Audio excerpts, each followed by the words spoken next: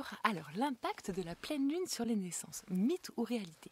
Alors, je suis Julie de Naturopie, accompagnatrice en hypnonaissance, musicothérapeute certifiée.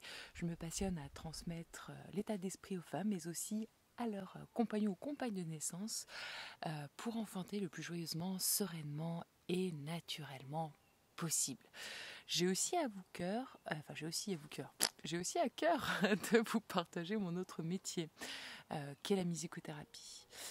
C'est un métier passionnant, tout simplement parce que la musique nous est offerte avec la vie. Et cette phrase vient de Yehudim Mehunohin, qui est un violoniste extraordinaire, un humaniste, voilà, de dingue que je vous invite à découvrir.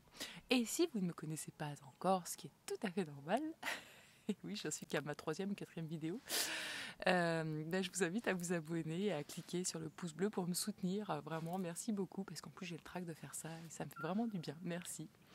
Voilà. Maintenant, parlons de ce passionnant sujet. En ce moment, alors pourquoi on parle de ça? Parce qu'en ce moment, moi j'accompagne 2 couples, là. Nous sommes le 5 novembre 2022, dont un qui est clairement concerné par le sujet du fait de sa date présumée d'enfantement.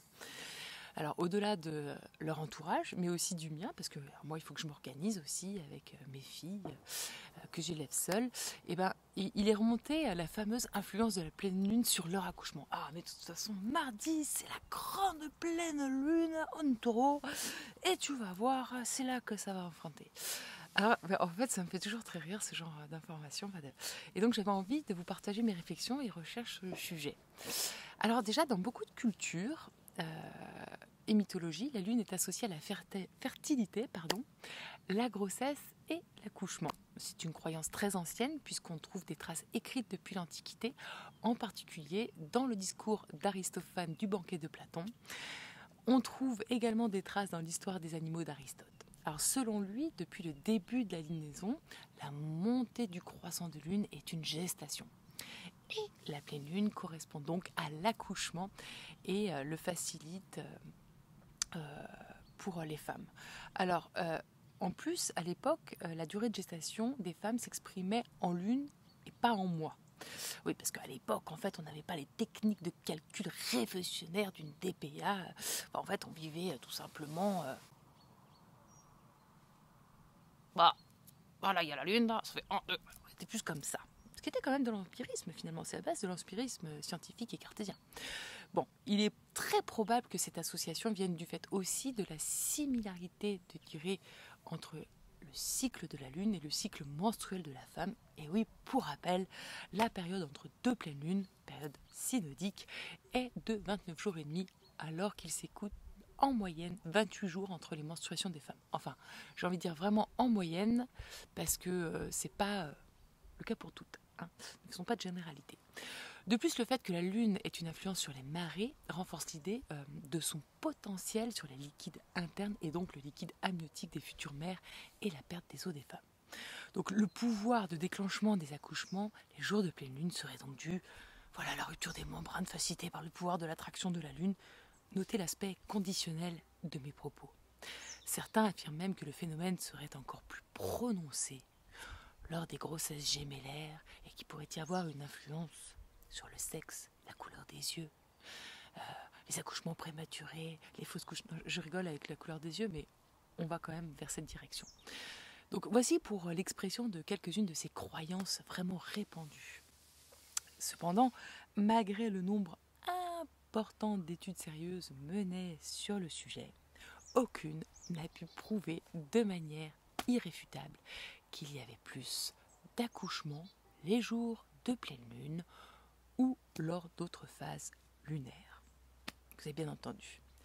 Alors, l'une des études les plus importantes a été menée par des chercheurs américains du Mountain Area Health Education Center en 2005 avec 600 000 naissances sur 5 années, donc 62 cycles lunaires. Cette étude montre vraiment le fait que l'on ne compte pas plus de naissances ni de complications de grossesse, césarienne, fausse couche, les nuits de pleine lune par rapport aux autres cycles lunaires.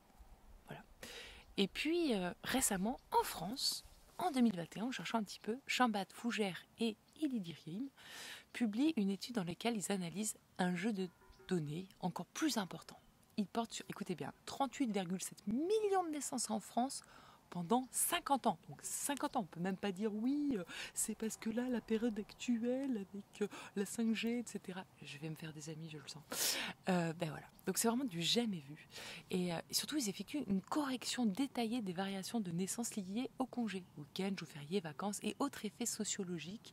Et ils utilisent des méthodes de statistiques robustes permettant d'éviter des fausses détections liées aux tests multiples. Bref, là, on a des vrais statisticiens que les cartésiens kiffent. Des vrais de vrais. Voilà.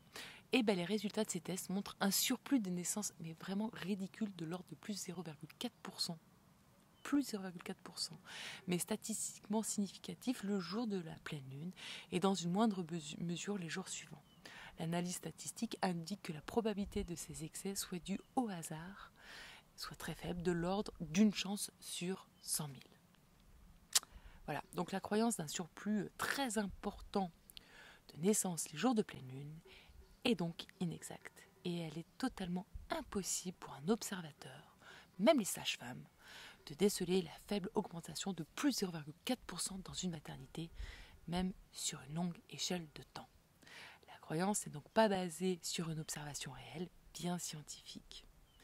Donc malgré ces évidences scientifiques, de nombreuses personnes continuent d'être persuadées de l'influence de notre satellite sur les accouchements et la fertilité en général. C'est intéressant, hein? Mais pourquoi, me direz-vous? Pourquoi? Alors, plusieurs biais peuvent l'expliquer. C'est plus probablement le contraire qui pourrait se passer. La croyance déclencherait le phénomène qu'on appelle de prophétie autoréalisatrice. Une part non négligeable de la population pense en effet qu'il y a beaucoup plus de naissances les jours de pleine lune. L'impact de la psyché, les amis. Voilà, sur le corps. Tellement à prendre en compte ça.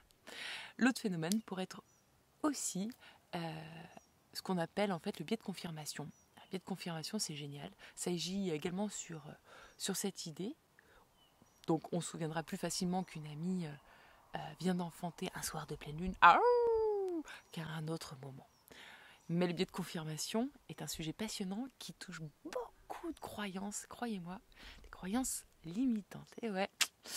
Donc, ouais, c'est un petit peu ça. Et puis zut, il y a aussi une autre chose qu'on pourrait voir. Ne pourrions-nous pas tout simplement rêver un peu plus et vénérer sans prise de tête le symbolisme et la magie dans ce monde de dingue? Finalement, pourquoi pas? Elle est peut-être là, la vérité, notre besoin de rêver. Enfin, j'en sais rien, mais en tout cas, ce que je peux vous dire, c'est bien drôle d'observer cela de mon regard d'accompagnatrice à la naissance. Je me régale. Voilà. Merci en tout cas d'avoir écouté cette capsule. J'espère qu'elle vous aura apporté, qu'elle vous aura parlé, qu'elle vous aura amusé, renseigné. Et bientôt, nous parlerons d'un autre sujet. Donc, n'oubliez pas de laisser des commentaires, vos expériences, de partager, de vous abonner, de cliquer sur le petit pouce multicolore qui se trouve en bas de cette vidéo. Et je vous dis à très vite et je vous remercie. Prenez soin de vous et attention.